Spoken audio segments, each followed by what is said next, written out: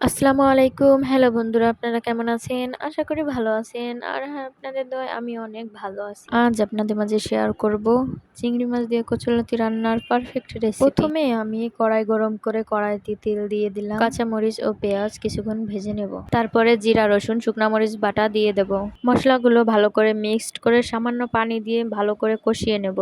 তারপরে লবণ, হলুদের গুঁড়া নেড়েচেড়ে ভালো করে মিশিয়ে নেব। অফ ক্যামেরায় আমি চিংড়ি মাছগুলো পরিষ্কার করে ধুয়ে কেটে নিয়েছি।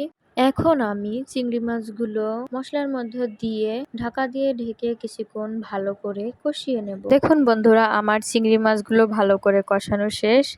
আমি অফ ক্যামেরায় কচুরলতিগুলো ধুয়ে কেটে পরিষ্কার করে নিয়েছি।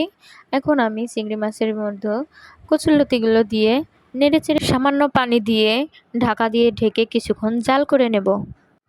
দেখুন বন্ধুরা, চিংড়ি মাছ দিয়ে কচুরলতি রান্নার ফাইনাল লুক আপনাদের কাছে কেমন লাগলো অবশ্যই কমেন্টে জানাবেন। আর হ্যাঁ, আরো ভালো ভালো ভিডিও পেতে এই পেজটিকে ফলো করুন, পাশে থাকুন। ধন্যবাদ সবাইকে।